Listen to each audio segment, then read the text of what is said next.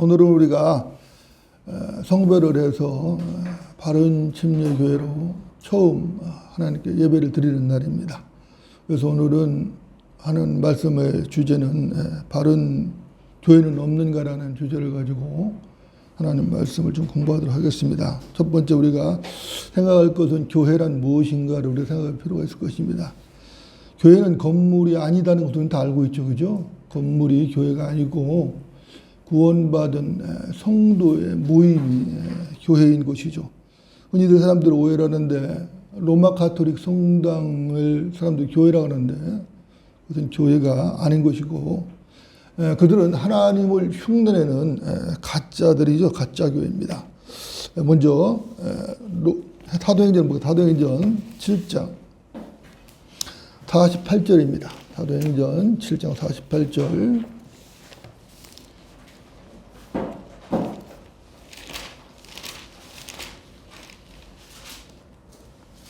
7장 48절.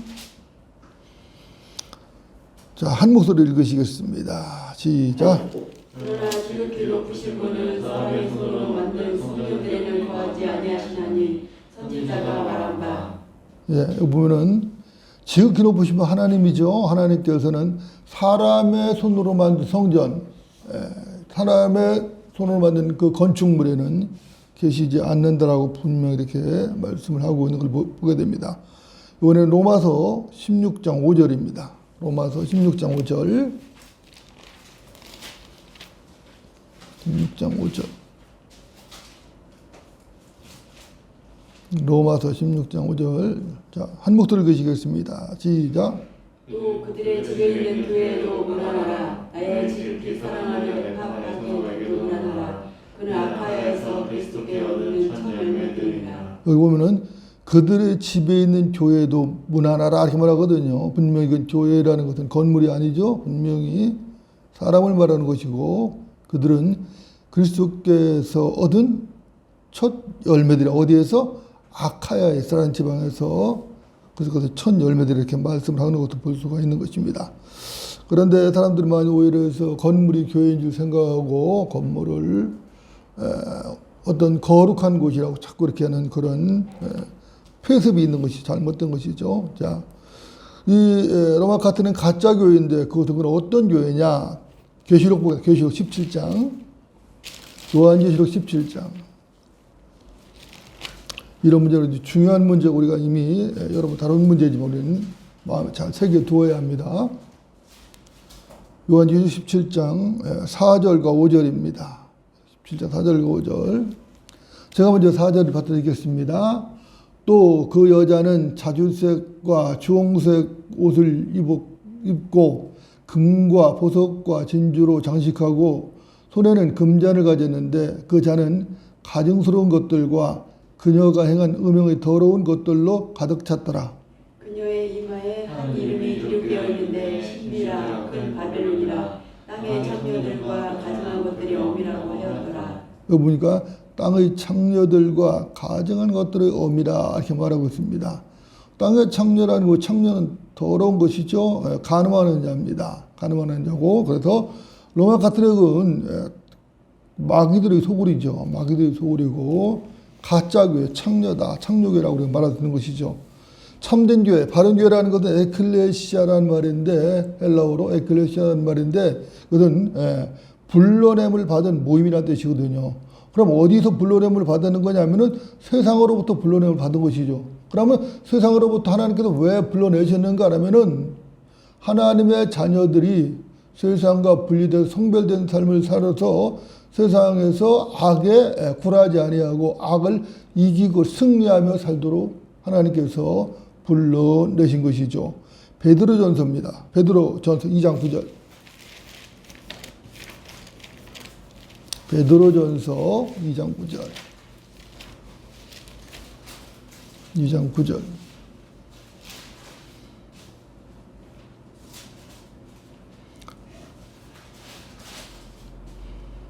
자, 한 목소리로 읽으시겠습니다. 시작. 그러나 너희는 선택받은 세대여 왕같은 제사장이며 거룩한 민족이요 독특한 백성이니 이는 너희를 어두움에서 불러내어 그의 놀라운 빛으로 들어가게 하신 은혜의 법을 너희로 선포하게 하는 것이니 보면 너희는 선택받은 세대라. 왕같은 제사장이다.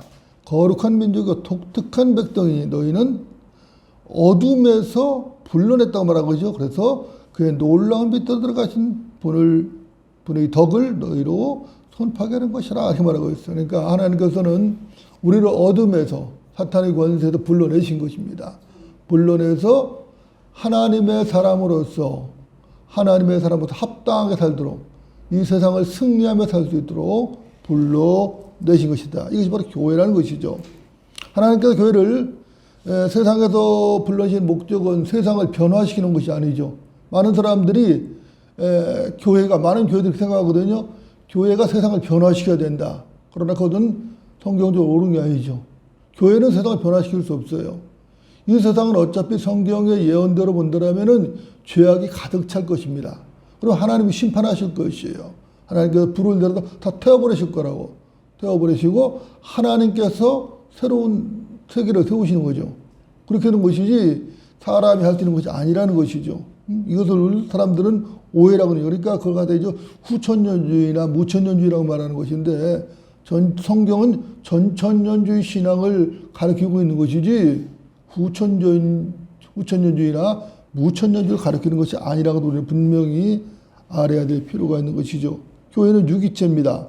왜냐하면 교회는 거듭난 사람들로만 이렇게 모여있기 때문에 이게 유기체거든요. 유기체라는 건 살아있다는 거, 생명이 있다는 거예요. 교회는 생명이 있는데 그 생명은 어떤 생명이냐? 하나님께로부터 받은 하나님의 생명이라는 것입니다. 그러니까 우리는 하나님의 생명을 가지고 있기 때문에 영원한 구원이 보장되고 영생을 누리게 되는 것이죠. 하나님의 생명이 아니고 이 땅에 있는 이 생명, 육체의 생명은 끝나게 돼 있어요. 그 사람이 질병으로 숨을 끊어지든지 아니면 사고로 죽든지 어쨌든 늙어서 연로해서 죽든지 어쨌든 사람은 죽게 되는 것이. 그 생명은 육체의 생명이 끊어지는 것입니다.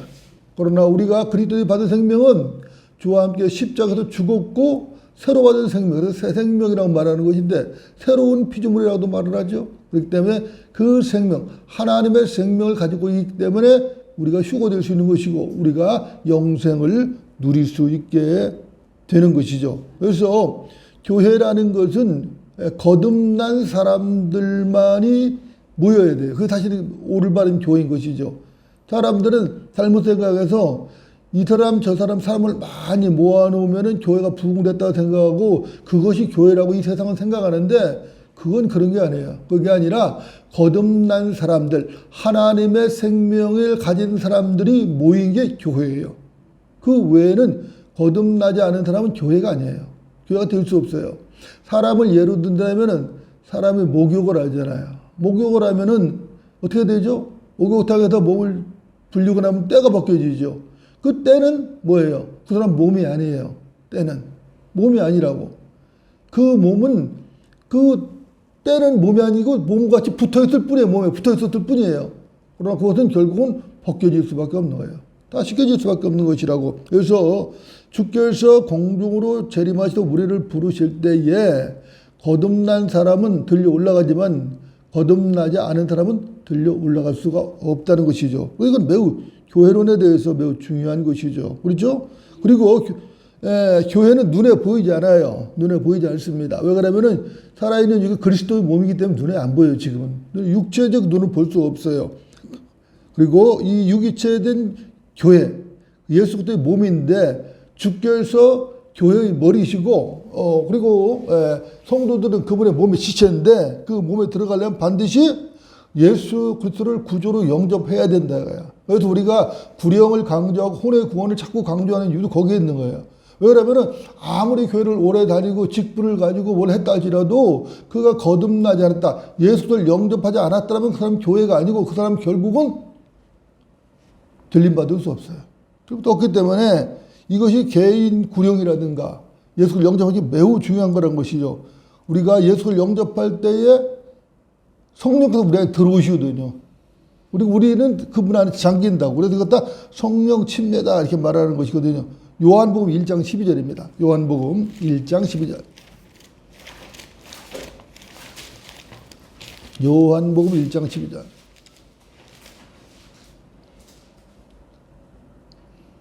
자, 한 목소리 읽으시겠습니다. 시작.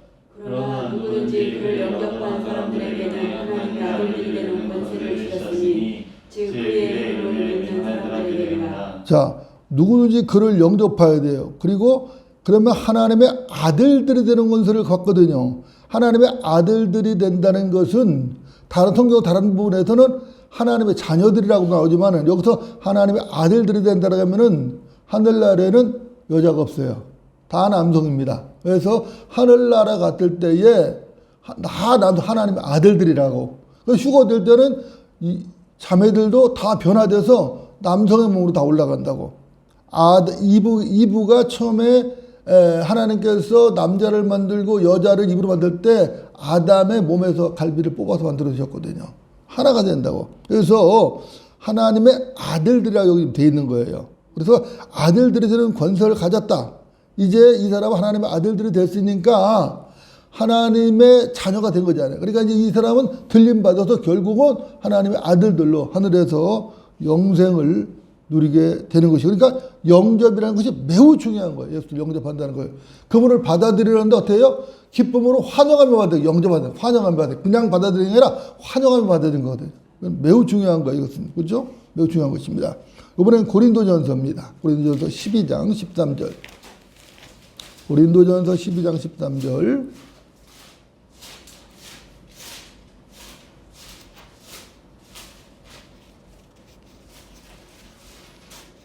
자, 한 목소리 읽으시겠습니다. 시작. 유대인이나 이방인이나 종이나 자유인이나 한 성령에 의하여 우리 모두가 한 몸 안으로 침례를 받았으며 또 모두가 한 성령 안으로 마시게 되었느니라. 자, 우리 모두가 한 몸 안으로, 예수의 몸 안으로 예수의 몸 안에 들어갔다는 얘기, 침례받았다는 얘기는 들어가서 우리 모두가 한 성령 안으로 마시게 되었다고 그러는데 유대인이나 이방인이나 관계가 없다고. 누구든지 예수 그리스도를 믿고 거듭나면은 다 들어가는 거예요. 교회 시대, 이 시대는 차별이 없는 거예요. 하나님의 경륜이 교회 시대로 바뀌기까지도 이런 일이 일어나는 것이죠. 십자가를 기점으로, 예수 그리스도의 십자가를 기점으로 해서 이런 일이 일어난 것이죠. 사도행전 1장 5절입니다. 사도행전 1장 5절.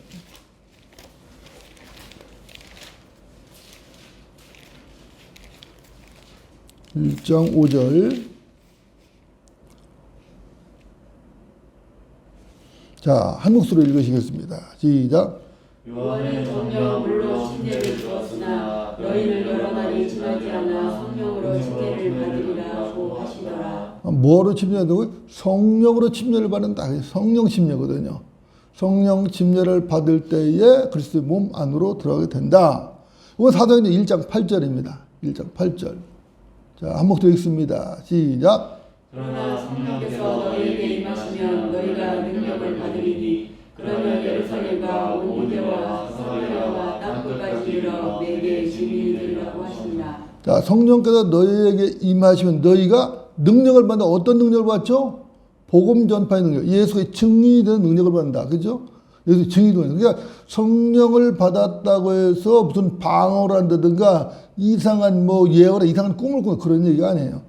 성령을 받으면은 그 사람이 거듭나서 무엇을 하게 되느냐? 예수 그리스도를 증거한다고. 이게 중요한 거라고. 매우 중요한 거죠. 자, 그래서 교회의 머리는 누구시죠? 예수 그리스도다. 골로새서입니다. 골로새서.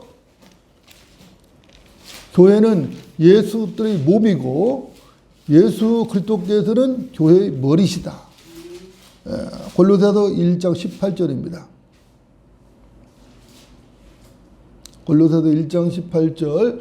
자, 한 목소리로 읽으시겠습니다. 시작. 그는 몸이 교회의 머리시라. 그는 시작이시며 죽은 자들로부터 첫 번째로 나셨으니 이는 그가 만물 안에서 어둠이 되려 하심이라. 아멘이죠. 예, 그는 몸인 교회의 머리시다. 그렇죠? 머리시다.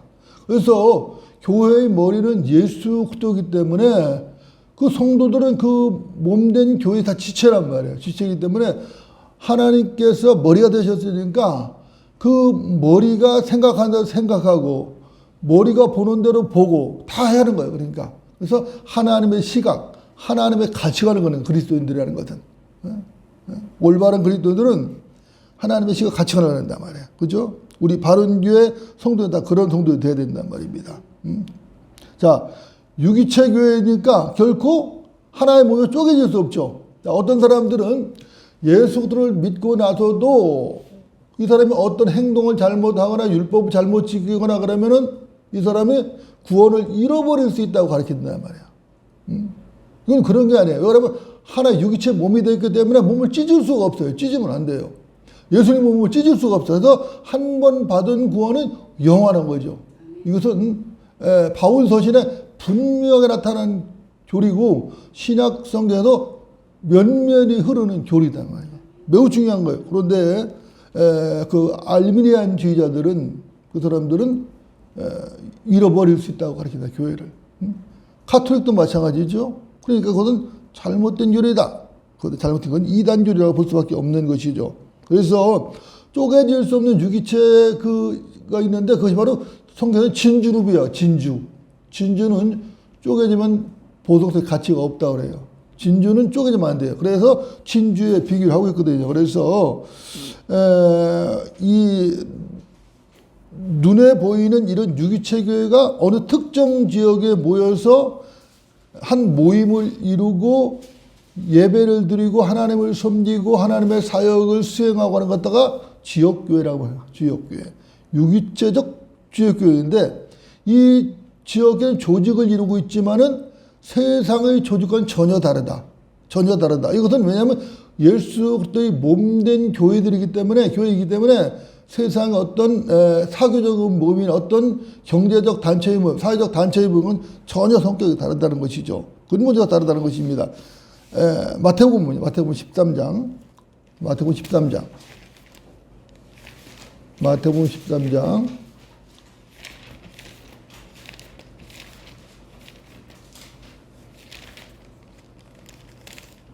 마태복음 13장 45절부터 46절입니다.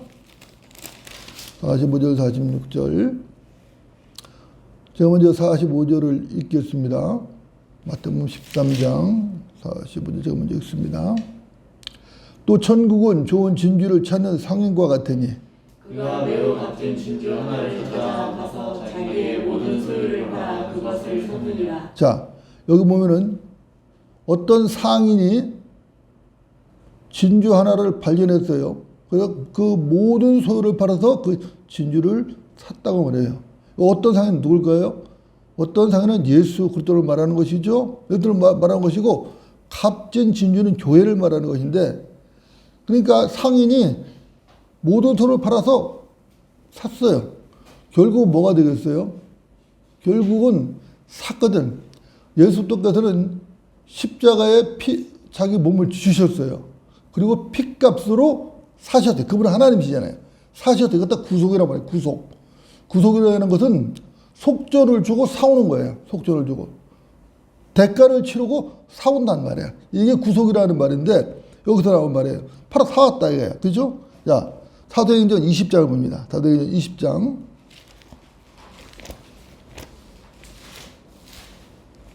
사도행전 20장 28절. 사도행전 20장 28절. 자, 한 목소리 읽으시겠습니다. 시작. 그러므로 너희 자신을 조심하고 모든 양떼에게도 그리하라. 이들을 위하여 성령께서는 너희를 감독자들로 세우셨으며 하나님께서 자신의 피로 사신 하나님의 교회를 돌보게 하셨느니라. 자, 하나님께서 자신의 피로 사신 교회를 돌보게 하셨다. 하나님께서 자신의 피를 샀어요. 그 피가 누구 피였죠? 예수 그리스도의 피잖아요. 그러니까 결국은 예수님께서 누구예요? 하나님이시라는 거예요. 하나님이시고 그분의 피로 속전을 주고 사왔다는 거예요. 사왔다. 그래서 우리 구원받게 되기다. 베드로전서입니다. 1장. 베드로전서 1장. 1장. 하나님의 은혜가 사실 넘치는 거죠. 1장. 18절, 19절. 제가 먼저 18절 읽겠습니다. 이는 너희가 아는 바와 같이 너희가 너희 조상들로부터 전통으로 이어받은 너희의 허망한 행실에서 은이나 금 같은 썩어질 것들로 구속된 것이 아니라 흠도 없고 점도 없는 어린 양 같은 그리스도의 보배로운 피로 된 것이기 때문이니라. 보니까 은이나 금과 같이 어떤 허망한 행실 같이 썩어질 거로 된 것이 아니라는 것이죠. 썩어질 거로 구속한 것이 아니라 뭐라 했어요? 그리스도의 보배로운 피로 구속을 했다. 예수도 보배로운 피, 하나님의 피, 그 하나님의 피로 우리가 구속됐다는 거예요. 그러니까 교회가 얼마나 가치가 있고 하나님께서 교회를 얼마나 사랑하시고 얼마나 하나님께서 돌보시느냐는 두말할 필요도 없는 거죠. 그래서 이 세상에서도 돌보시고 승리하게 하시고 결국은 하늘나라 데리고 가시는 거예요. 그렇죠? 자, 로마서입니다. 로마서 3장 24절. 로마서 3장 24절.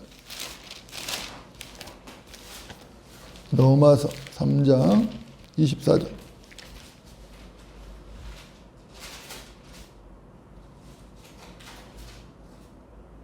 자, 한 목소리 읽으시겠습니다. 시작. 그리스도 예수 안에 있는 구속을 통하여 그의 은혜로 값없이 의롭게 되었습니다. 자, 그리스도 예수 안에 있는 구속을 통하여 그의 은혜로 값없이 의롭게 되었다. 그러니까 이 구원이라는 것은 값없이 주어지는 선물인 것이죠. 선물이에요. 이것을 에베소서 2장 8절로 9절도 분명하게 말씀하고 있는 것입니다. 갈라디아서입니다. 3장 13절. 갈라디아 3장 13절.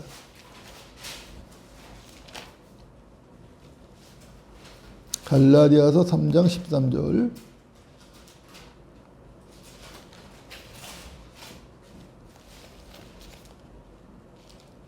자, 한 목소리 읽으시겠습니다. 시작. 그리스도께서 우리를 위하여 저주받으셔서 율법의 저주로부터 우리를 구속하셨으니 기록되기를 나무에 매달린 자는 누구나 저주받은 자라고 하였도다. 자, 나무에 매달린 자는 누구나 저주받은 자예요. 그런데 우리 주 예수 그리스도께서 나무에 매달렸거든. 그렇다면 우리 주 예수께서 저주를 받으시면서까지 우리를 구속하신 거예요. 우리를 대신해서 그분이 저주를 받으신 것입니다. 그러니까 이것이 엄청 귀한 것이죠. 그렇죠? 구원이라는 것이. 고린도 후서 5장을 봅니다.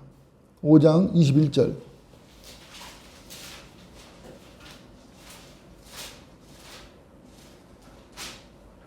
고린도 후서 5장 21절. 자, 한 목소리 읽으시겠습니다. 시작. 하나님께서 죄를 알지도 못하는 그들을 우리를 위하여 죄로 삼으신 것은 우리로 하여금 그 안에서 하나님의 의가 되게 하려 하심이라. 아멘. 자, 하나님께서 죄를 알지도 못하는 그를, 예수 그리스도 말한 거죠. 예수 그리스도를 우리를 위하여, 누구를? 우리를 위하여 죄로 삼으셨다. 그분은 죄를 알지도 못한 죄가 없는 분이죠. 죄로 삼으셨어요. 그래서 그분은 십자가에서 죄가 되고 저주가 되셔서 우리 대신 죽으신 것이죠. 그래서 그분이 지옥까지 직접 갔다 오신 거예요. 그래서 우리를 구속하신 거죠. 그래서 그 안에서 하나님의 의가 되게 하려 하십니다. 그래서 예수의 죽음을 통해서 우리가 하나님의 의를 받은 것이에요. 그죠? 그 사실을 누구든지 인정하고 예수를 받아들이면은 하나님의 의가 우리에게 전가된다고. 그래서 우리가 구원받는 거. 우리가 뭐 잘해도 구원받고 착한 일에도 선하다거나 어느 율법을 지켰다거나 그래서 구원받는 게 아니라는 것이죠. 이건 우리가 너무나도 잘 알고 있는 교리인 것이죠. 그래서 교회라는 것은 어떤 사회복지단체나 경제적 이익단체와는 전혀 다르다. 어떤 이 사회의 무슨 동호인 모임도 아니고 어떤 물론 사교장도 아니라는 것이죠. 이것이 매우 중요한 것이죠. 그래서 교회라는 것은 반드시 거듭난 사람만이 들어간다. 요한복음입니다. 3장. 요한복음 3장. 지금 우리가 배우고 있는 진리는 아주 기본적인 진리고 기초적인 진리예요. 이것은 반드시 알아야 되고 확실하게 마음에 담아야 될 진리인 것이죠. 요한복음 3장 5절부터 7절입니다. 5절부터 7절. 제가 먼저 5절 읽겠습니다. 예수께서 대답하시기를 진실로 진실로 내가 너에게 말하노니 사람이 물과 성령으로 태어나지 아니하면 하나님의 나라에 들어갈 수 없느니라. 육신으로 난 것은 육이요 또 성령으로 난 것은 영이니라. 내가 너에게 너희는 거듭나야만 한다고 말한 것을 이상히 여기지 마라. 반드시 거듭나야 된다 말이야. 그러지 않고는 하나님의 아들들이 될 수 없고 하늘나라를 들어갈 수도 없고 볼 수도 없다. 하나님의 나라에 들어갈 수 없고 볼 수도 없다. 그런데 반드시 거듭나야 된다. 이건 성경적 진리인 것이죠. 그죠? 예. 신약교회는 기본적으로 성경을 믿는 독립침례교를 말하는 것인데 왜 침례교라는 이름이 들어가고 우리 교회도 지금 우리 지역교회도 바른 침례교회니까 침례라는 말이 들어가는데 왜 들어가야 되느냐? 이것은 반카톨릭적 의미가 있다. 만약에 침례라는 말이 들어가지 않으면은 그 반카톨릭적 정체성을 나타낼 수 없기 때문에 침례라는 말을 넣는 것이죠.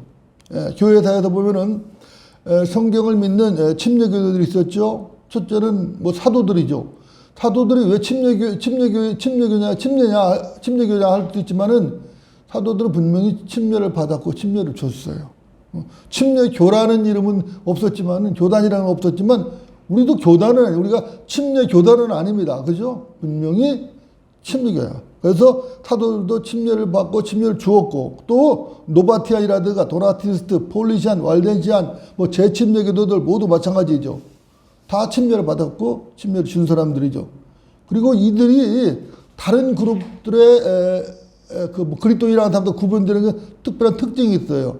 그 5가지가 있는데 첫째는 거듭난 성도들로 교회가 구성되었다는 것입니다. 그리고 모두가 두 번째는 자치적인 독립교회가 있다는 거예요. 어떤 교단을 형성해서 교단의 지시를 받고 그런 게 아니라 다 각 개교회가 자치적으로 운영이 됐다는 거예요. 독립교회였다는 것이요. 그리고 유아 세례나 유아 침례를 절대로 인정하지 않았다. 왜 그렇죠? 어린아이 유아는 예수 그리스도를 믿는다고 믿음을 고백할 수가 없어요. 스스로. 그렇기 때문에 유아 침례나 유아 세례 갖고는 구원할 수 없기 때문에 그건 부정했다는 것이죠. 그리고 성도들이 구원의 영원한 보장을 믿었다는 거예요. 한 번 받은 구원은 영원하다는 것이죠. 그리고 만인 제사장직을 믿었다고 말하는 것이고 니콜라파의 교리를 거부했다는 것이요. 그래 만인 제사장이란 뭐냐면은 모든 성도, 구원받은 성도가 제사장이라는 거예요. 자, 구약 시대에는 레위 지파의 후손들, 아론의 후손들만이 제사장이 될 수가 있었어요. 그러나 신약에서는 그것이 하나님의 경륜이 바뀌면서 예수 그리스도의 피로 거듭난 사람 모두가 제사장이란 말이에요. 그래서 모두가 같은 성도로서 같은 제사장이에요. 많은 제사장, 모두 제사장이에요. 제사장이고 또한 니콜라파의 교리를 거부했다는 것은 니콜라파의 교리는 교회 안에서 성직자 계급과 평신도 계급을 나누는 겁니다. 나눠가지고 성직자가 평신도를 지배하는 체제가 니콜라파의 교리거든요. 이것을 인정하지 않았다는 것이죠. 우리 바른 침례교도 이와 똑같은 교리를 가지고 있는 독립 침례교인 것이죠. 예. 자, 이번에는 바른 신약 지역교회의 특징을 좀 몇 가지 살펴보겠습니다. 보면은 하나님께서 승인하시고 인정하신 교회가 있다 이거야. 그렇다면 어떤 교회는 교회라고 하는데 사실은 하나님께서 인정하지 하는 승인도 안 했다 이거야. 그걸 갖다 우리는 뭐라고 표현하죠? 가짜 교회다. 교회 흉내를 내는 것이 가짜 교회다 말하는 것이고, 그러면은 하나님께서 인정하시고 또 승인하신 그러한 신약교회의 특징이 뭐가 있느냐? 첫째는 하나님 말씀을 믿음과 실행의 최종권으로 믿는 불변하는 믿음이 있었다는 거예요. 하나님 말씀, 하나님께서 하나님의 영감으로 기록하신 성경을 최종권이, 제가 믿은 것이 최종권으로 믿는 그 믿음이 불변하는 믿음이 있었다는 겁니다. 그죠? 그래서 그들은 하나님을 말씀을 거부하는 교회나 비성경적인 것들은 절대로 타협하지 않았어요. 그래서 도덕적으로 성별되고 거룩했던 것은 물론이고 세상을 위한 어떤 사역도 거부했습니다. 이유가 뭐냐면은 교회가 세상에 속해 있지 않기 때문에 세상과 함께 하지 않았던 것이에요. 그래서 교회는 독특한 사람들이 모인 거예요. 독특한 사람. 세상에서 볼 때 이해를 안 가는 거죠. 저 사람들 왜 저러나? 왜 저러나? 이해를 못 하는 거죠. 그러나 하나님의 말씀에 따라서 그런 믿음을 가지고 지키며 살아왔다는 것이죠. 요한복음입니다. 17장 16절.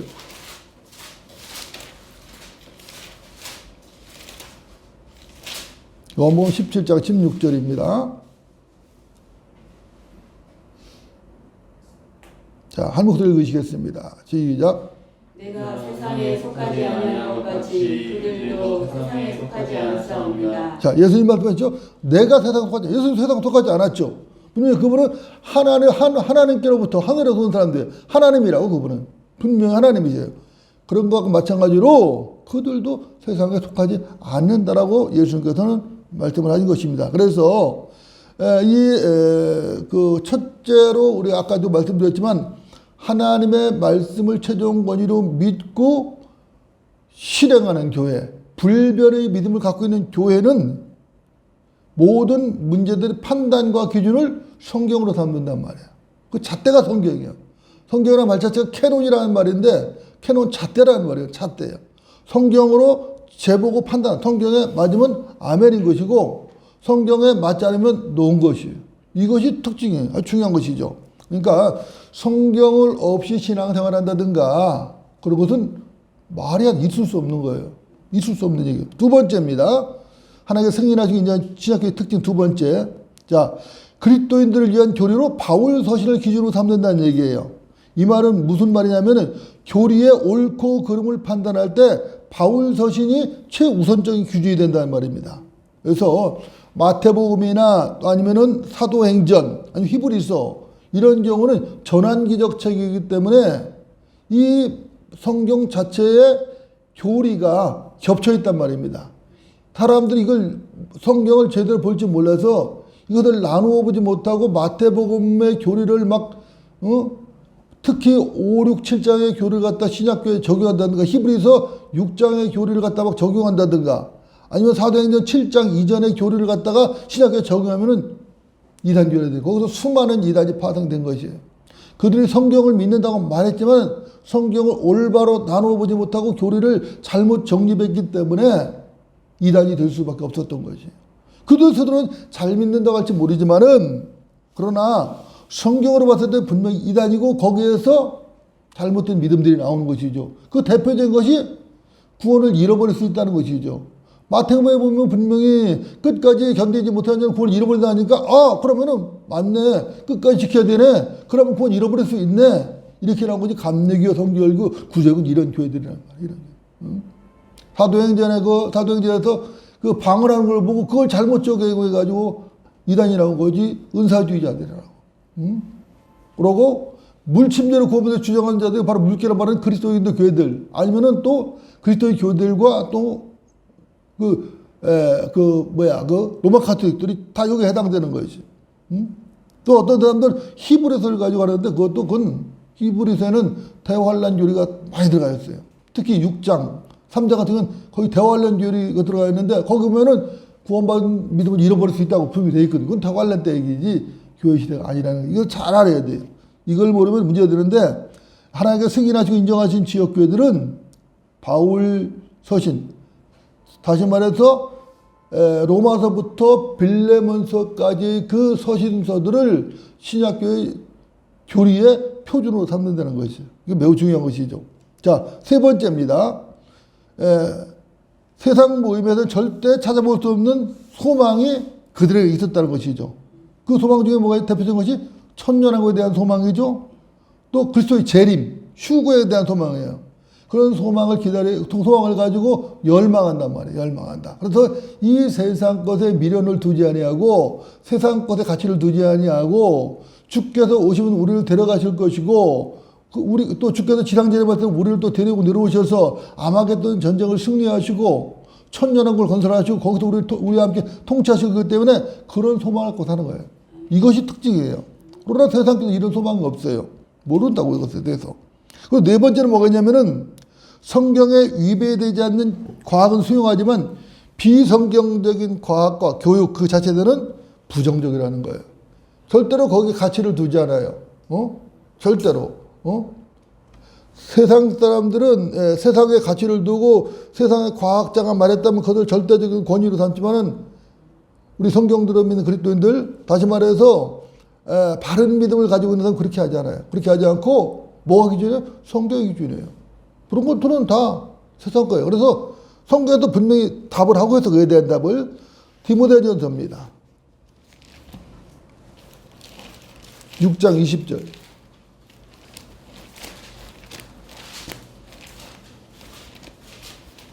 디모데전서 6장 10절.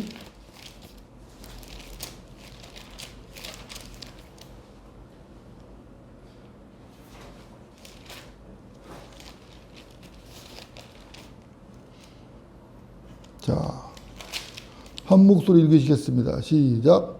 오 디모데야, 네게 맡겨진 것을 지키고 비속하고 허황된 말장난과 거짓되이 일컬어지는 과학의 반론을 피하라. 거짓되 일컬어지는 과학의 반론을 피하라 그랬거든요. 21절에 보면은 이것을 공언하는 어떤 사람이 믿음에 관해서는 정도를 벗어났느니라 은혜가 너희와 함께 될지어다 하는 거였어요. 자, 어떤 과학을 가지고 공언하던 사람들 어떻게 했어요? 믿음에 관해서는 정도를 벗어났어요. 정도를 가야 되는데 정도를 벗어 잘못 간 거죠. 잘못 가버린 거예요. 망해버린 것이, 그죠? 망해버린 거예요. 그래서 세상 철학도 마찬가지죠. 철학도 헛된 철학이에요. 말장난에 불과하다는 거지. 성경은 분명히 골로새서 그렇게 말하고 있어요. 그러니까 거기에 빠지면 안 된다는 것이죠.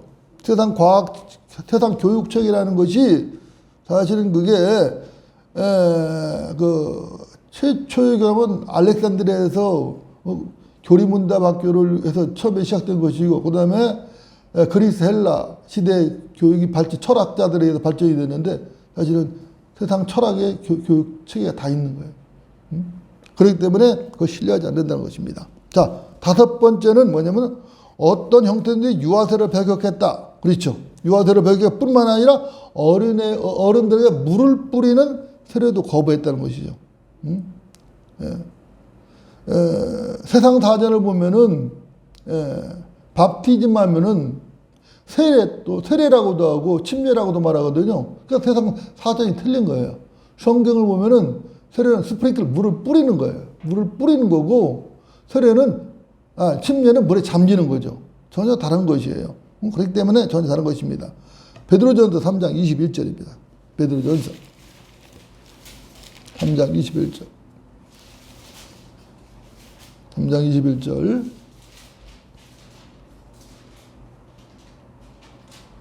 21절. 자, 한 목소리 읽으시겠습니다. 시작. 너는 예수 그리스도의 거하심으로 인하여 이제 우리를 구원하노니 곧 침례라. 이것은 육체의 더러움을 제거하는 것이 아니라 하나님을 향한 선한 양심의 응답이라. 보면은 물은 그리스도의 부활하심으로 인하여 이제 우리를 구원하는 뭐라고요? 모형이다. 모형이란 말이에요. 모형. 원형이 아니에요. 모형이. 이것이 곧 침례라고 말했거든요.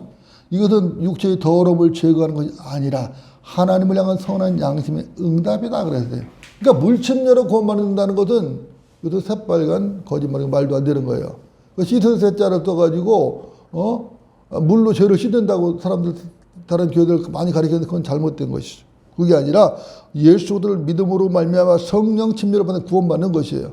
그래서 구원받은 그 간증하여서 내가 이렇게 구원받았습니다 하는 그 모형으로 물침례를 시행하는 거란 말이에요. 그런데 과거에 잘못된 교회들에서 이것을 침례를 줘서 세례를 주고 침례를 줘서 사람들을 개종의 수단으로 삼았다고. 어렸을 때 침례했다가 너는 이제 무조건 카톨릭 사람이야. 어느 교회 사람이 이렇게 묶고로 사용했다고. 그래서 이게 잘못된 것이다. 그건 잘못된 것이라는 것이죠. 자, 여섯 번째입니다. 하나님께서 승인하시고 인정한 교회 여섯 번째. 하나님께서 승인하시고 인정하신 교회는 어떤 형태의 종교적 의식이나 성체의 수단으로 구원하는 걸 배격한다는 것이죠. 그렇죠. 우리는 종교적 의식을 하지 않아요.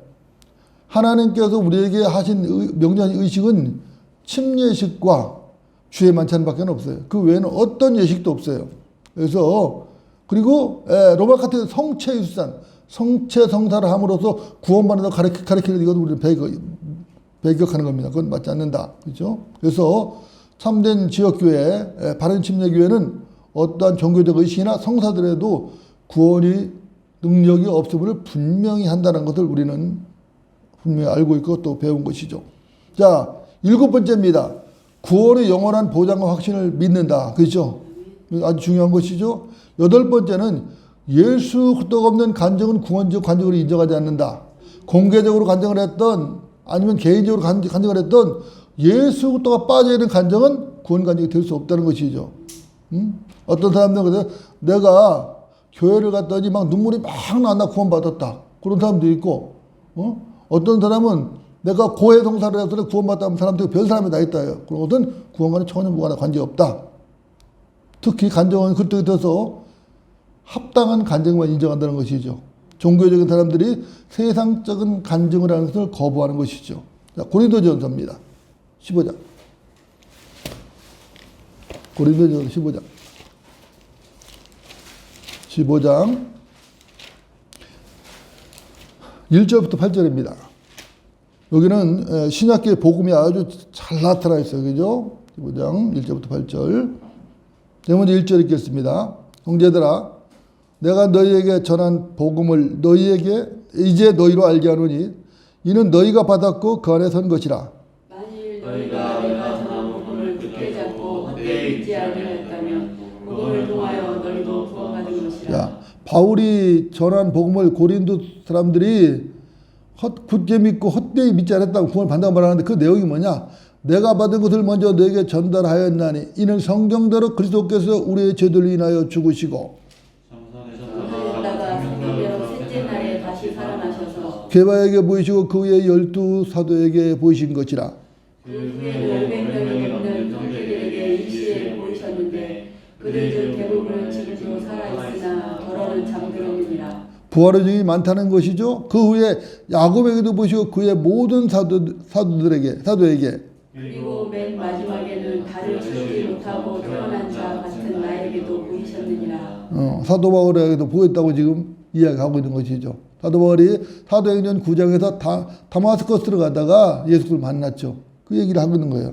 주님께 부활하신 게 분명한 것이죠. 그죠? 그래서 성경대로 죽으시고 성경대로 창사되신 것이 그분은 창상되시고 성경에서 진짜 부활하신 것이에요. 그러니까 예수님께서는 성경에 예언된 대로 죽으신 거예요. 우리 죄들 위해서 죽으시고 장사되셨다가 성경에 예언된 대로 다시 살아나셨어요. 그래서 그분을 믿는 사람에게 누구나 구원을 받는다. 그분이 구세주라는 것이에요. 그게 복음이에요. 복음. 이걸 전하는 거예요. 이걸 우리 교회에 나오라 전하는 게 아니라 예수 그리스도께서 바로 당신의 죄를 위해 죽으시고 장사되셨다가 그분이 셋째 날 성경에 부활하신 그 구세주다. 그분이 피가 내 죄를 제거했다. 그분을 믿으라. 이게 전하는 거예요. 이게 전하는 겁니다. 가서 우리 교회 나와라. 뭐 우리 목사님 훌륭하다. 우리 교회 뭐가 좋다. 뭐 그런 얘기 하라는 얘기 안 해. 분명히 복음을 전하는 것들은 이렇게 된 것이죠. 로마서입니다. 로마서 10장. 여러분들 잘 아시는 구절, 이 구절도. 로마서 10장 9절부터 13절. 9절부터 13절. 제가 먼저 9절 읽겠습니다. 내가 내 입으로 주 예수를 시인하고 또 하나님께서 그를 죽은 자들로부터 살리신 것을 내 마음에 믿으면 구원을 받으리라.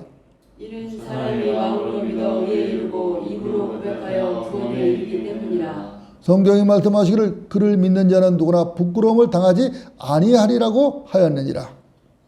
유대인과 헬라인 사이에 차별이 없으니 이는 만민에게 동일한 주께서 그를 부르는 모든 사람에게 부유하시니라.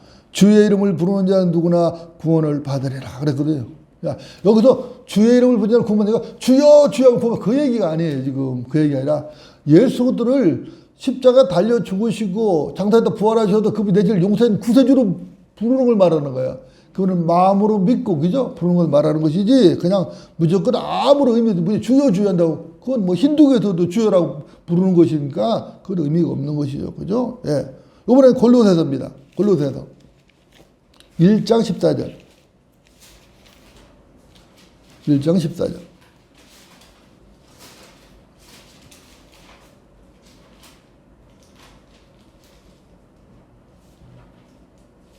자, 한 목소리 읽으시겠습니다. 시작. 그 안에서 우리가 그의 보혈을 통하여 구속 곧 죄들의 용서를 받았느니라. 자, 그 안에서 예수 안에서 우리가 그의 보혈, 예수 보혈을 통하여 구속 곧 죄들의 용서를 받았느니라고 성경 분명하게 말씀하고 있는 것이죠. 에베소서입니다. 2장 8절 9절. 에베소서 2장 8절 9절.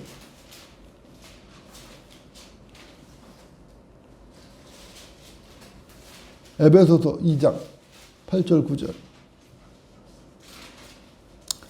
저는 8절 읽습니다. 너희가 믿음으로 말미암아 은혜로 구원을 받았더니 이것은 너희에게서 난 것이 아니요 하나님의 선물이라. 자, 누구에게서 났어요? 하나님에게 났죠. 하나님의 선물에게죠. 왜 그랬냐? 자랑하지 못하게 해서. 내가 뭘 잘해서, 내가 뭘 어떻게 해서, 내가 뭐 어떻게 섬겨도 구원받아. 그게 아니라는 얘기죠. 우리는 하나님의 의를 받아서 구원받은 것이지 절대로 우리 행위에서 구원받은 것이 아니라는 걸 분명히 알아야 되는데, 어떤 사람들은 구원 간증하라면 자기 행위만 자꾸 자랑해요. 그건 행위 구원을 믿는 사람이지 그건 구원받은 사람이 아니에요. 그렇죠? 그러니까 그런 간증은 우리는 인정하지 않는다. 자, 하나님께서 인정하시고 승인하신 교회의 9번째 증거입니다. 성경적으로 용납되지 않는 실행을 거부한다. 그렇죠? 모든 성도가 제사장입니다. 아까 말했죠? 많은 제사장이죠? 지도자를 우상하지 않는다. 그죠? 그리고 어떤 지도자도 아버지라고 부르지 않는다. 그죠? 아버지라고 부르지 않는다. 세상에서 이단이라고 매도를 당해도 절대로 동화되지 않는다. 그죠? 왜? 성경적으로 분명한 근거가 있고 성경은 하나님의 말씀이라고 믿기 때문에 누가 뭐래도 흔들릴 이유가 없는 거예요.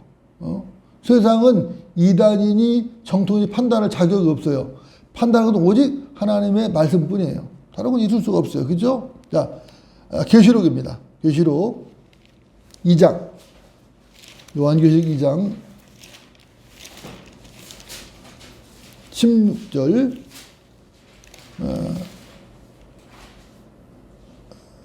먼저 6절 보고 5절 보겠습니다. 6절. 아니. 6절 보고 15절이죠. 요한복음 2장 6절 먼저 봅니다. 6절. 요한계시록 2장 6절. 요한계시록 2장 6절. 자, 한 목소리 읽겠습니다. 시작. 그러나 내게 이것이 있으니 즉 네가 니콜라파의 행위를 미워하는 것이라. 나 역시 그것을 미워하노라. 여기서 말이죠. 니콜라파의 행위를 미워한다. 그런 말이죠. 이번에 15절입니다. 15절. 또 말씀하셔요. 자, 한 목소리 읽으시겠습니다. 시작. 그리고 내게 역시 니콜라파의 교리를 지키는 자들도 있도다. 내가 그것을 미워하노라. 니콜라파의 교리를 지키는 자들도 있다는 거예요. 미워한다는 거예요. 성직자 그룹과 계급과 평신자 교를 나눠가지고 지배하는 것이 악한 것이. 그런 게 아니에요. 교회는 그런 것이 아니에요. 자, 그리고 어떤 지도자도 아버지를 부르지 않아요. 그죠? 마태복음 23장입니다. 마태복음 23장. 23장. 마태복음 23장 9절입니다. 자, 한 목소리 읽겠습니다. 시작. 또 땅에 있는 사람을 너희 아버지라 부르지 말라. 이는 너희 아버지는 한 분 하늘에 계신 분이시기 때문이라. 땅에 있는 사람을 너희 아버지라 부르지 마라. 그죠? 로마 가톨릭 같은 경우는 신부 해가지고 아버지라 부르고 또 대부 해가지고 아버지라 부르는 것이죠. 잘못된 것이다. 잘못이다. 교회는 그러지 않다. 그런데 디모데전서를 보면은 사도 바울이 디모데에게 사랑하는 아들이라고 말하거든요.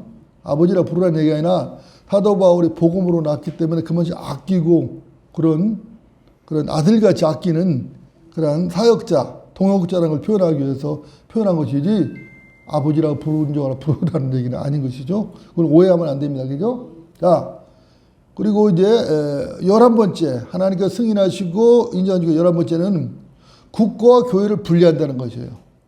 국가와 교회를 분리한다. 그렇죠? 로마서입니다. 로마서 13장. 로마서 13장.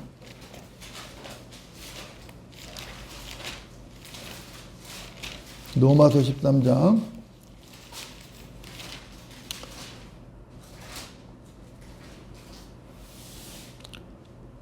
1절부터 7절까지입니다. 제가 먼저 1절 읽겠습니다. 각 사람은 위에 있는 권세자들에게 복종하라. 하나님께로부터 나오지 않는 권세는 없나니 모든 권세는 하나님께서 정하신 것이라. 그러므로 누구든지 권세자에게 거역한 자는 하나님의 율례를 거역하느니 거역하는 그들은 스스로 저주를 받게 되리라.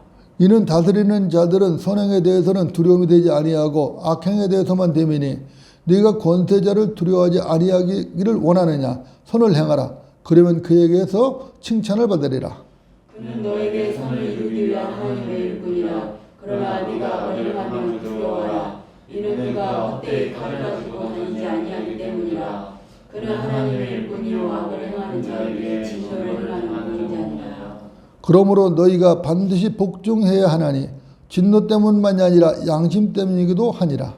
이러한 연유로 너희가 세금도 내는 것이니 이는 그들이 하나님의 일꾼들로서 바로 이 일에 전념을 하게 하시니라. 그러므로 모든 사람에게 의무를 다하되 국세를 낼 자에게 국세를 내고 관세를 낼 자에게 관세를 내며 두려워할 자를 두려워하고 존경할 자를 존경하라. 이렇게 가르치고 있는 거죠. 그러니까 국가와 교회를 정확하게 분리를 하고 국민으로서 국가에 할 일은 하는 거예요. 당연히 국민으로서. 그리고 하나님의 백성으로서 하나님의 자녀로서 또 교회에 할 일은 또 교회에 할 일을 하는 것이고 그렇게 하는 것이에요. 그냥 예수님 당시에도 헤롯 당원이라는 게 있어요. 그런 사람들은 정권에 빌붙어 가지고 하는 사람들거든. 교회는 그런 게 아니에요. 지금도 그런 사람도 있어요. 정권에 빌붙어서 하는 사람들, 무슨 국가 뭐하러 다니는 사람들, 목사들도 많고 많이 교회들도 있는데 그것은 결코 옳은 것이 아니다. 예수님께서도 카이사의 것은 카이사에게, 하나님 것은 하나님에게 바치라고 분명히 마태복음에서 말씀하고 있는 것도 우리는 확인할 수도 있는 것이죠. 자, 그러면 이제 11번째입니다. 하나님께서 인정하시고 승인한 교회의 특징 11번째. 복음을 전하고 구령을 하며 성경을 가르치고 진리의 말씀으로 양육을 한다는 것이죠. 이거 매우 중요하죠. 그죠? 매우 중요해요. 그죠? 많은 교회들이 성경을 가르친다는 미명하에 성경을 가르치지 않고 교회에 충성하는 법, 교회의 종이 되는 법을 가르쳐요. 그것은 올바로 가르치는 것 같지 않아요. 제자 훈련이라는 명목으로 해가지고 그렇게 가르친다고. 옳지 않아요. 자, 먼저 디모데후서입니다. 디모데후서 4장. 디모데후서 4장 2절부터 5절. 디모데후서 4장 2절부터 5절입니다. 제가 먼저 2절 읽겠습니다. 너는 말씀을 전파하라. 때를 얻든지 못 얻든지 항상 대비하라. 모든 오래 참음과 교리로 견책하고 책망하며 권고하라. 때가 이르리니 사람들이 건전한 교리를 견디지 못하고 그들 자신의 정욕에 따라 배우기를 즐겁게 해줄 선생들을 많이 두리라. 비참한 상태가 왔죠? 그렇죠? 건전한 교리를 견디지 못한다. 자기의 정욕을 따라서 가려운 길을 즐겁게 해줄 선생을 만든다. 참 비참한 때가 왔어요. 때죠. 그죠? 또한 그들의 귀를 진리에서 돌이켜 꾸며낸 이야기로 돌리리라. 그러나 너는 모든 일에 정신을 차리고 고난을 견디며 전도자의 일을 하고 내 직무를 완수하라. 자, 그러나 너는 모든 일에 정신을 차리고 고난을 견디며 전도자 일을 하고 내 직무를 완수하라. 직무가 뭐죠? 하나님의 말씀을 전파하는 것이죠. 이거에 완수하라고 성경은 분명하게 말씀을 하고 있는 것이죠. 데살로니가 전서입니다. 데살로니가 전서 2장, 살전 2장. 살전 2장 19절 20절. 살전 2장 19절 20절. 제가 먼저 19절 읽겠습니다. 우리의 소망이나 기쁨이나 자랑의 면류관이 무엇이냐? 그가 오실 때 우리 주 예수 그리스도 앞에 있을 너희가 아니겠느냐?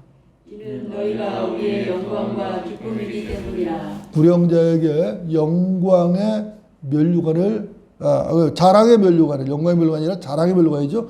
자랑의 면류관을 주신다는 그러한 약속의 말씀이 여기 분명히 사도 바울을 통해서 기록되는 것이죠. 잠언입니다. 잠언. 복음을 전하는 불영자가 어떤 일이 일어나는가? 잠언 11장 30절. 잠언 11장 30절. 자, 한 목소리 읽으시겠습니다. 시작. 의로운 자의 열매는 생명의 나무니 혼들을 이겨오는 자는 현명하다. 자, 혼돈을 이겨오는 자는 현명하다. 이거 누가 하시는 말씀이죠? 하나님이 하시는 말씀이요. 누가 현명한 사람이냐? 혼돈을 이겨오는 사람들이 현명하다고 지금 성경은 말씀하고 있는 것이죠. 이건 다니엘서입니다. 다니엘서 12장. 다니엘서 12장 3절. 다니엘서 12장 3절.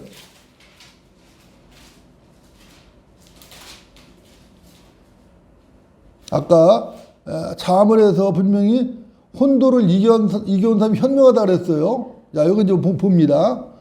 3절 한 목소리 읽으시겠습니다. 시작. 현명한 자들은 창공의 광명처럼 빛날 것이요 많은 사람을 의로 돌이키는 자들은 별들처럼 영원 무궁토록 빛나리라. 한마디로 말하면 구령자들은 영원 무궁토록 별들처럼 빛날 것이다. 그죠? 이렇게 지금 성경은 말씀하고 있는 것이죠. 그죠? 마태복음입니다. 마태복음 28장. 그래서 주님께서 뭐라고 명령하셨는가? 마태복음 28장. 여러분들 잘 아시는 구절이에요. 우리가 여러 번 다룬 구절이죠. 마태복음 28장. 19절, 20절. 마태복음 28장 19절, 20절. 저 먼저 19절 읽습니다. 그러므로 너희는 가서 모든 민족들을 가르치고 아버지와 아들과 성령의 이름으로 침례를 주며 내가 너희에게 명령한 모든 것을 가르쳐 지키게 하라. 보라, 내가 세상 끝까지 너희와 항상 함께 있으리라고 하시더라. 아멘. 아멘이죠? 그죠? 자, 그러므로 너희는 가서 모든 민족들을 가르치고 아버지와 아들과 성령의 이름으로 침례를 주며 내가 너에게 명령한 모든 것들을 가르치여 지키게 하라. 그러니까 가르치는 데도 끝나는 게 아니라 어떻게 해요? 지켜야 돼. 실행까지 가야 된다. 이렇게 말씀하고 있는 것이요. 이번에는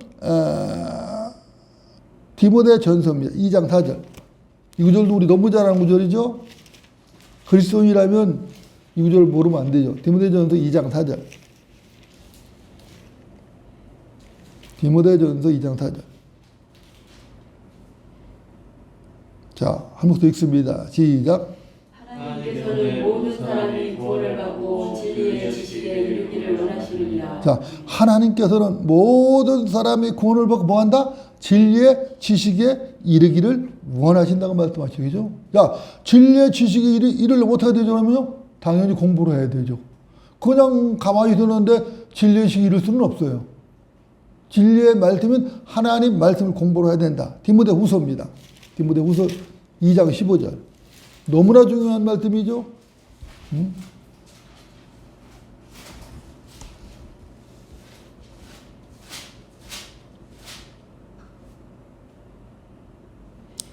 제가 먼저 15절 읽겠습니다. 여러분이 16절 읽어주세요. 여러분들은. 자, 내가 진리의 말씀을 올바로 나누어 자신이 하나님 앞에 부끄럽지 않은 일꾼으로 인정받도록 공부하라.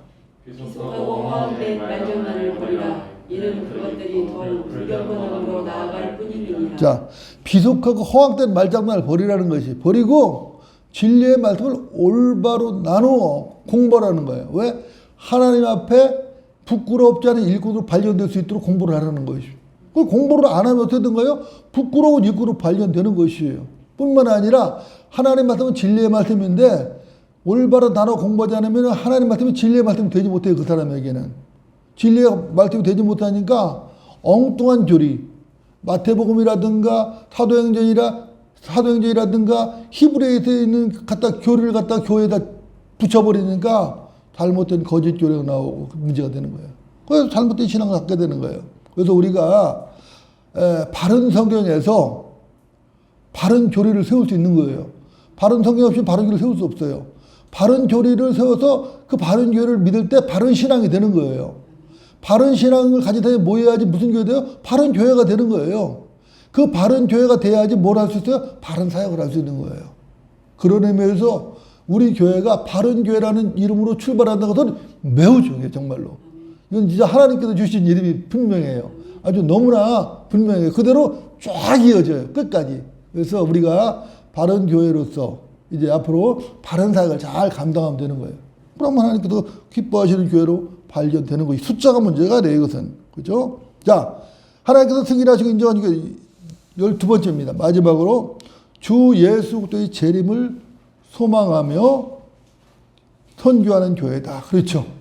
당연히 주님의 오심을 소망하죠. 주님의 오심을 소망하지 않는 것은 교회라고 할 수 없는 것이 그죠? 로마서입니다. 로마서 16장 20절.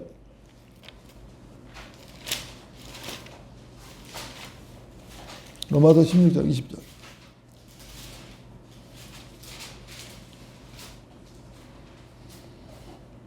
로마서 16장 20절. 자, 한 목소리 읽으시겠습니다. 시작. 평강의 하나님께서 사탄을 깊이 너희의 발 아래서 부수실 것이니라. 우리 주 예수 그리스도의 은혜가 너희와 함께 있을지어다. 아멘. 아멘이죠? 창세기 3장 15절에서 하나님께서 말씀하신 거죠. 여자의 씨와 뱀의 씨. 뱀의 후손이죠. 여자의 후손과 뱀의 후손. 예수님과 사탄의 대결. 그래서 그 사탄이 예수님을 갈보리 십자가에서 뒤꿈치를 물었어요. 물었고 예수님께서는 재림하셔서 사탄의 머리를 부숴버릴 거예요. 지금 사탄은 강력하게 역사하고 있어요. 응? 이걸 알아야 돼요. 왜 교회에서 여러 가지 분란들이라 이런 이상한 문제들이 일어나느냐? 사탄의 마귀의 역사예요. 마귀의 역사라고. 그냥 역사 이러는 게 아니에요. 그냥. 어? 자, 이번에는 계시록입니다. 20장 20절. 계시록 22장이 20절입니다. 22장 20절. 22장 마지막 장 20절. 자, 한 목소리 읽으시겠습니다. 시작. 이런 일들을 증거하신 분이 말씀하시기를 반드시 내가 속히 오리라 하시니라. 아멘. 그러옵니다. 주 예수의 오시옵소서. 자, 성경의 말미를 장식하는데 교회를 예표하는 사도 요한이 지금 말하고 있는 것이죠. 예수님께서 내가 반드시 속히 오겠다 그랬어요. 요한계시록 4장에서 하나님께서 사도 요한을 하늘로 세자로 들려 올리셨어. 들려오셔서 4장 이후부터 19장까지는 그 대환란 상황을 쫙 보여줬어요. 그 19장에서 예수님께서 재림하셔서 완전히 세상을 박살낸다. 사탄을 박살낸다고. 그리고 그를 잡아서 끝없이 길을 가둔다고. 그리고 20장에 와서는 뭐예요? 천년왕국 된다고. 그리고 21장에 와서는 뭐가 돼요? 20장 끝에 가서는 백보자 심판이 열리고 그래서 세상을 이 우주 구성주를 불태워버리고 21장에서는 하늘에서 새하늘과 새 땅이 열리고 하늘에서 하나님께로부터 새 예루살렘 내려온다고. 그래서 새 예루살렘에서 교회의 성도들, 시작교 성도들이 영원히 살게 된다고. 그리고 땅에서 누가 살아요? 유대인들이 살게 되고 또 어디에요? 하늘에 누가 살아요? 이방인들이 살게 된다고. 그래서 하나님께서는 이런 놀라운 것을 성경에 다 계시를 쫙 해놓으셨기 때문에 성경을 보면은 창조에서부터 이 지구가 언제 끝나고 이 지구가 언제 멸망하고 또 새로운 세계가 언제 열려서 어떻게 영원적으로 연결되는 다 볼 수 있다고. 그러니까 성경을 아는 사람을 이것을 가르치고 이야기하고 저는 이것이 바로 예언이 되는 거지. 예언은 뭐 꿈을 꿔가지고 꿈에 봤더니 뭐 어떻게 된다 뭐 누가 뭐 하면 그런 얘기가 아니에요. 이게 성경에서 말하는 예언은. 그죠? 그래서 이것을 가르치는 자가 누구예요? 선지자라고. 선지자. 선지자는 하나님 말씀을 가르치고 책망을 하고 또 예언을 한단 말이야. 선지자의 기능이라는 것은 예언만 있는 게 아니에요. 가르치고 책망하고 그죠? 예언도 하고 이렇게 하는 건데 이 지금 이거 요한이 그것을 보고 지금 얘기를 예수님께서 반드시 내가 속히 온다 하니까 요한이 그러합니다. 아멘 주 예수여 오시옵소서. 그죠? 교회를 예표하는 사도 요한도 예수님의 다시 오심을 간절히 기다리고 반겨했고 또 신약교회에서 가장 위대한 사도라고 불리고 가장 훌륭한 글자로 사도 바울도 이제 평강 하나님께서 곧 오실 것이다. 사탄의 머리를 부숴버릴 것이다라고 이야기를 하고 있는 거예요. 그죠? 그러니까 얼마나 이것이 성경에 나타난 진리가 주께서 다시 오시는 진리가 분명하다는 거예요. 근데 세상 교회들이 이걸 잘 안 믿어. 그러니까 이 땅에 소망을 두는 거예요. 주님이 다시 오셔서 새로운 세상, 새로운 세계를 건설 거 믿지 않기 때문에 이 땅에서 뭘 이루려고 그러고 자꾸. 그러나 이 땅에서는 진정한 평화 없어요. 평화 없어요. 전쟁은 계속될 것이고 계속 많아져 왔어요. 죄악은 점점 쌓아져 왔어요. 많은 사람들이 지상주의자들이 교육을 많이 시키면 죄악이 없어지고 살기 좋아질 거다 하는데 아니에요. 교육을 받으면 받을수록 지금 교육들이 얼마나 많이 높아져요. 그럼에도 죄악은 더 많아졌어요. 오히려 교육을 많이 받은 사람이 아주 더 고약한 죄를 아주 지능적으로 짓고 있는 거예요. 사실은 더 짓고 있어요. 이런 현실이다. 그래서 주께서 다시 오셔야 된다. 이것이 하나님께서 승인하고 인정하시는 교회가 이제까지 믿음이 없고 또 이것이 앞으로도 믿을 믿음이고 이것이 우리 교회의 믿음의 표본이 되어야 될 것입니다. 우리 바른침례교회는 이런 믿음의 기반에서 세워진 교회다. 그냥 세상의 다른 교회들은 전혀 다르다. 이것도 우리가 분명히 알아야 될 것입니다. 오늘 여기까지 하겠습니다. 기도하시겠습니다.